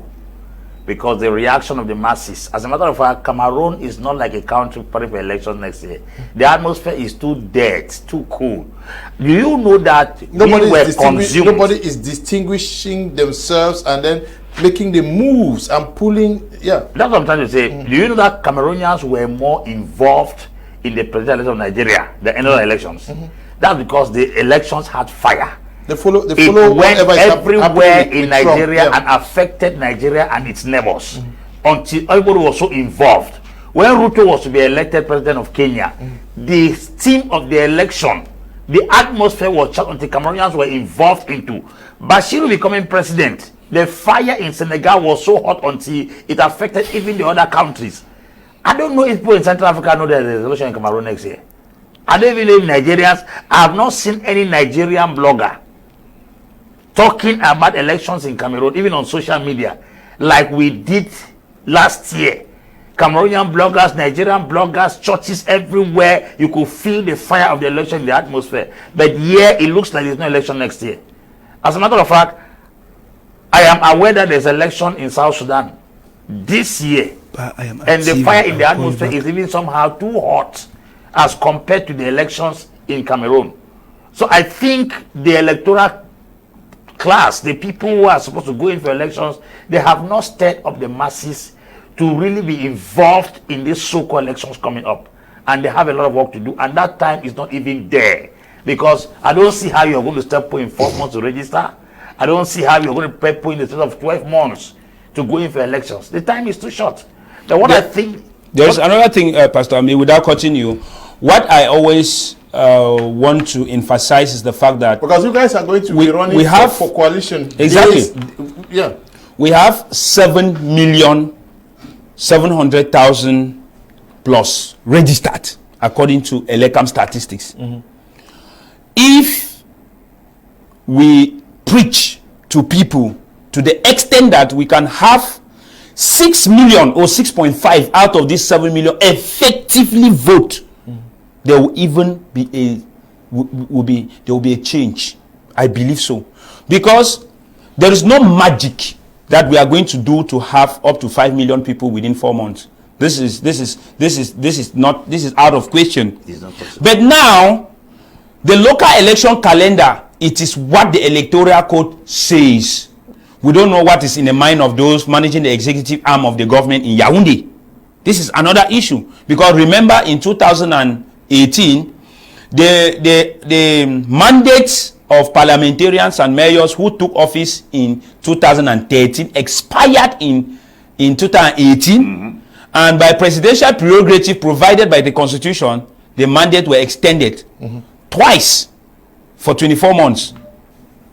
And Cameroonians did not even question it, because it's questionable according to the Electoral Code. It's questionable because the Electoral Code gives it clearly that the mandate of the municipal councillor is supposed to, elections are supposed to be conducted 20 days before expiry of their mandate. That's for mayors and councillors. For parliamentarians, it's not supposed to be 40 days later than end of their mandate. This is for parliamentarians. You get the point. Now, the president uses his prerogative to postpone one time and postpone 2 times. And then people sit quiet and are not saying anything. The respect of electoral calendar is something that Cameroonians have to start pinpointing on. It's very primordial. Let me remind our viewers that Senegal used the question of electoral calendar to tell Macky Sall that you are not going to always use what they call presidential prerogative to overwrite the constitution and the electoral code written by the people.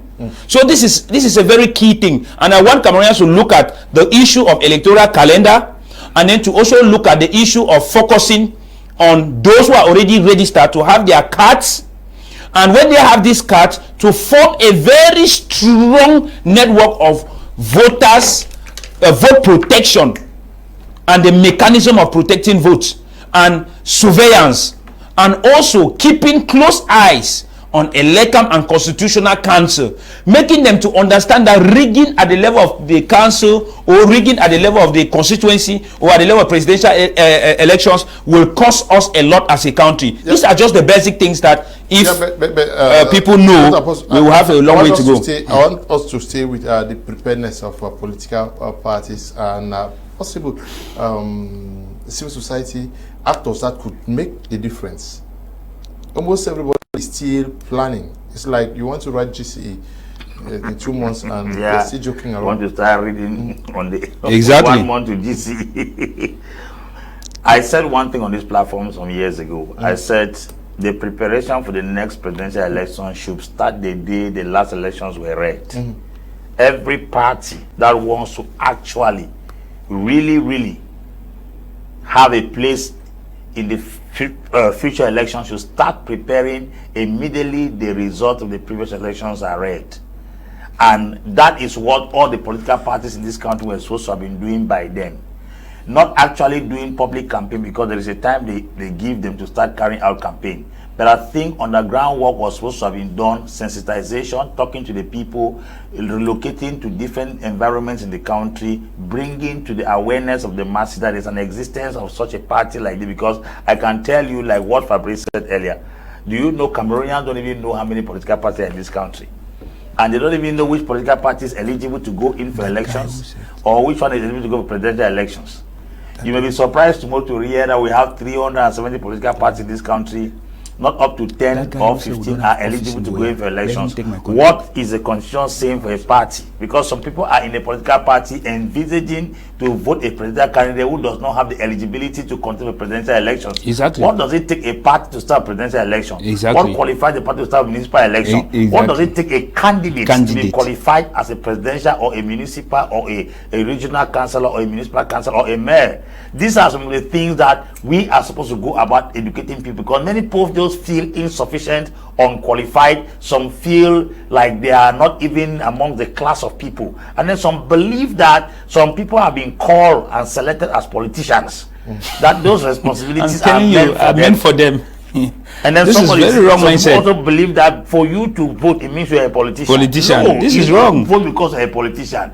You vote because you are a citizen of a country, and it is your responsibility to effect change. Vote. It is the masses that determine who is their next leader. And if at all you are a member of that nation, a citizen of that country, it is your civic right to rise up and take a voter's card and say, okay, I don't want this president anymore. Let my vote count. Let me change this president by casting my vote. Because that is the most legitimate way you can be able to change the government you do not like. Now, people are not aware. And then most of us are opposition leaders to the existing government, but not opposition leaders in political parties. You cannot change a government as an opposition leader. You can change as an opposition leader in a political party. Because only political parties are eligible to contest and remove the president out of power. But you see, most of Cameroonians are oppositions, including me sitting here, but we are not oppositions in a political party. So an empty opposition leader who speaks publicly can only contribute and speak truth to power, or an opinion leader, but he cannot affect the change until he's in a political party that can qualify him to occupy an office, to establish the rules of engagement that is needed. And I can tell you, most of the persons who are speaking against what is not right in the country are not into any political party to be voted into an office to effect the change they so much desire. And that's another aspect of the political education which we have to draw the attention of most Cameroonians. I think youths of 23, 24, 25 years, 30 years should be gunning for municipal councillor, regional councillors, mayors, parliamentarians, because they know that their active involvement into the political landscape of the country will help regulate the modus operandi of things in the country. So if you look at it critically, most of the people are saying that we don't like this government. Prices of goods have gone up. They just speak it from a point of no man. But if they speak from a point of somebody who has the power to effect change, it's going to be very important. So this is the reason why we call on all the youth to engage actively into politics, because your power is in the political party that will stand in to contest for elections.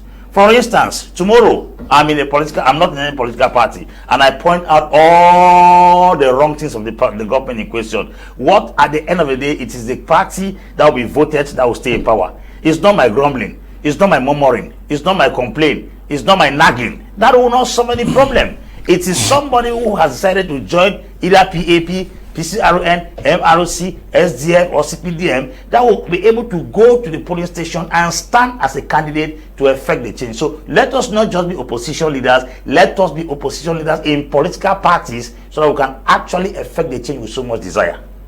Okay.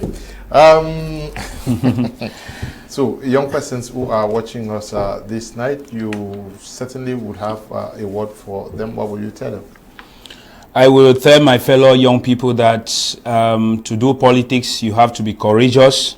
Because many are afraid. Exactly. Yeah, you have to be courageous. That's the first honest thing, because courage is to politics like childbirth is to woman, you know, and courage is the foundation of becoming a limelight politician, especially in our context, because you are going to meet roadblocks, serious roadblocks. You are going to deal with people that they don't want to hear anything about a younger person coming to take positions that they have been holding for a very long time. You're going to have to deal with your own generation that are not even interested in the route and the career you have chosen. And you will be spending hours and days and months and years convincing them to join you. And sometimes it might get tough because they might not listen to you, and you might feel frustrated that your own generation is not supporting you. But you must keep on fighting. I will also encourage my fellow young people that politics is the universal umbrella of every society. There is no society where it is any other sector or discipline that is managing apart from politics.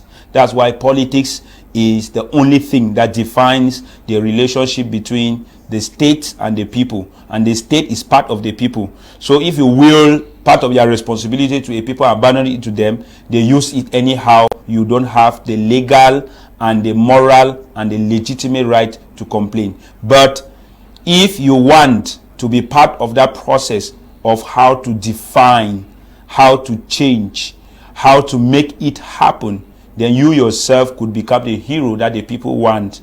And at one point, who knows, you can become the president of the republic that will define the policies of the country. Politics of 21st century of nowadays is no more the old politics where people had to start thinking of mysticism, they mystify power and make it so beyond humanity as if it was to be practiced by some extraordinary human being or gods. Politics is science, it's numbers, it's strategy, it's being knowing what to do, knowing how to do it, knowing when to do what, and knowing how to talk, to communicate, to brand yourself, to sell yourself, but most importantly, do this under the umbrella of a political party.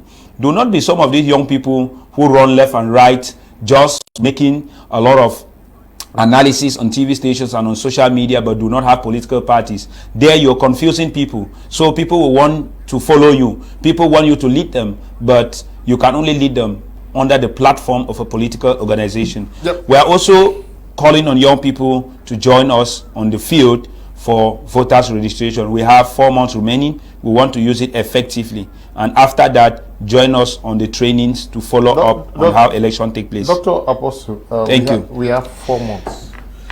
You say political parties themselves are not ready. There are some civil society guys who have also not been contacted. How do we make use of this 4 months so that energies are not wasted? Should we still be talking about we are doing backdoor negotiations, we are doing this, we are doing that? When time is not there, energy should be concentrated. Yeah. Dispersing your energy on different flanks will make you achieve so little in your pursuit. I think now it's time for them to focus their energy on one particular direction. A lot is coming up. If at all the time is limited, why don't we build our strength on the municipalities and build our strength on the constituencies? Because you cannot be able to target all the respective elections at the same time. Exactly. We should build people on what we want to achieve. If at all our target is the councils, then let us channel all our energy in taking over the councils. Because by so doing, it will help us centralize our energy, centralize our resources, and also direct our people towards a particular vision. Because trying to catch all the elections now is like a hunter chasing a bird flying. You will definitely run for distance and never meet that bird. So I think political parties should target what they want now. For instance, if PAP wants the municipalities, they should build their energies around the municipalities right now. Because the time that, except they have been working like he said, that for those who are just waking up from sleep, you can't be struggling to chase regional council, constituencies, municipal councils. No, just okay, now we are focusing on municipal councils. We want to take the councils in the northwest and the southwest. We want to take the councils in Jailobo and Center. We want to take the councils in Diamare and Faro Edu. We want to take the councils in this place. Focus your energy and capture that particular area. Yeah, but we have to also be strategic. There are persons who know very well that they cannot run going by the electoral code. They cannot run for presidential elections. But you are giving a wrong signal to people that you can. That's the word ignorance is. Yeah. For the masses who do not know who is qualified to be electoral candidate, a presidential candidate, they are the ones following somebody who knows by the electoral code is not qualified. It's not qualified. There are persons who are saying that they will go for. You cannot be a presidential candidate if you don't have at least some municipality under your control. So there are some political parties that are still in the back. They don't have any municipality anywhere, and then they have candidates who think that they are forerunner or their flag bearer will start presidential elections. I think they start telling you that this person for presidency. Yeah. I think Mr. Liu, the issue here is that people are basing their argument on the electoral calendar, because normally if we were to follow Cameroon electoral calendar without bias, we will have parliamentary and municipal elections by February, and then we'll be having presidential elections by October. Which means if PAP, for example, it's able to grab some seats by February, then we are eligible to go in for presidential election by October. Yeah, but so this is the argument. We don't see that information. We only see persons saying that this person for 2025 presidential elections. This how? Well, I think it's also the manner of communication that makes it ambiguous for people to analyze. Because at the level of political parties, a political party, we PAP, we know that 2018 and 2020 elections we didn't participate because of our regions that we gave, and then now we want to participate. Now, if we are talking about a presidential candidate, it's because Electoral Code provides that we will participate in municipal and legislative before the presidential, which is coming, because elections in 2025 have an order of frequency, an order of chronology that is supposed to appear, unless the calendar is inversed, where we have presidential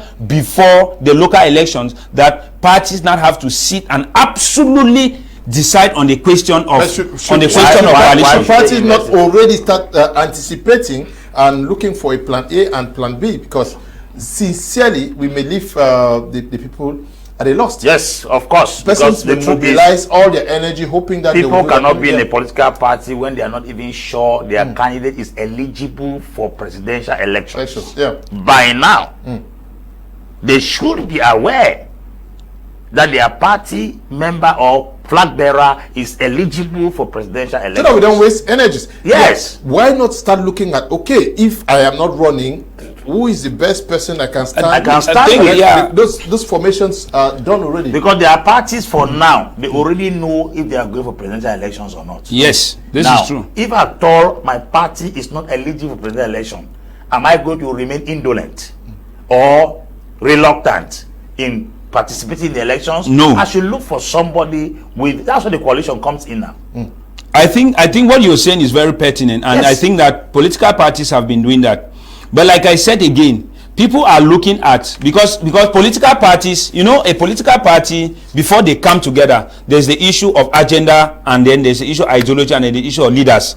So these are things that take time for people to fuse them together. So the terms of agreement for presidential election is not the same thing with the terms of local election. These are two different things. Can we say today, Dr. Apostle Ambe, that if from 2018 that we had the presidential elections to 2024 where we are to 25 next, a political party cannot assess its strength to know that they can be able to take a particular council? No, I think the argument here is not ability to take council or parliamentary seats, because if we were to have the municipal and legislative election as stipulated by the Electoral Code in February, be rest assured that more than 10 new political parties will enter the parliament and grab some seats.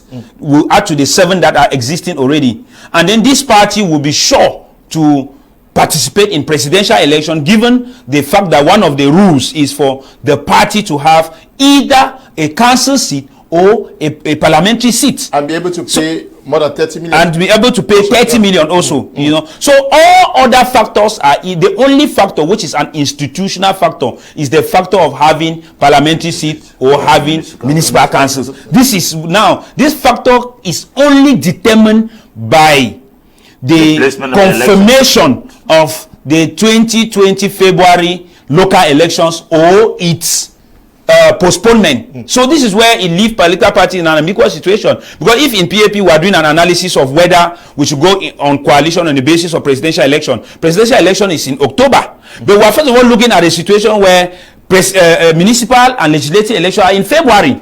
So we cannot be arguing about October when we have not yet defined about February. So that is the issue. Is a February subject to change? No, last year, it's subject to change. Last year, the president it postponed. So this is our fear. Held the presidential elections before the local elections. So this is where the question mark is based. The president could prolong the mandate of the guys of parliamentarians or municipal councillors. So that the presidential elections take place before municipal. That is what happened in 2018. Yeah. And then we fear that this happens again. And this is why I reiterated that people need to put eye on this, because it's unacceptable for it to be because this gives advantage to the party in power. In essence. Yeah, but we should know time. Thank you very much, Fabrice. Thank you very much, Celio. I think it was a very productive and educative program. We learned a lot, we exchanged a lot, and then we are appealing that Don't take these messages for granted. We appeal on Cameroonians to really implement some of the things that we take time to say here, and also fact check them so that you can consume objective information. Thank you for having me as your guest, Leo. Looking forward to always being a panelist at your program. Okay. So many persons are writing that we don't know where the LECAM office is in Boya. We don't know where it is in Limbe. We don't know. Just find out. Let them contact Timpa Boya. Okay. We will give them all the details. Just find out. Timpa Boya is coordinated by Tamba Collins Ewane. He's there in Boya. He's the one doing voter registration every week with Electoral officers. Across the town, it's not just for Boya. The persons who say, I'm in Limbe, I don't know where Electoral office. Just find out. I'm sure if you want to know something in Limbe, you will know. Exactly. Even Elecam page on Facebook, they have details of their antennas, because they call it antennas, antennas of Elecam. They have details for the 360 municipal councils. People are not seeking information. Type Elecam Cameroon on Facebook, scroll down, you will see all their antennas in all 360 municipal councils in Cameroon. Okay. And then without that, PAP can help you, can assist you in the process, and you become our militant. Okay, Dr. Apostle Ambe, thank you too for It's always an honor, Mr. Leo. Challenging you Cameroonians, get your voters' cards stronger than the bullet. We thank you all who took time off to watch tonight's edition of Prime on My Media Prime TV. Thank you to Desmond and Eli. Stay blessed. Bye-bye.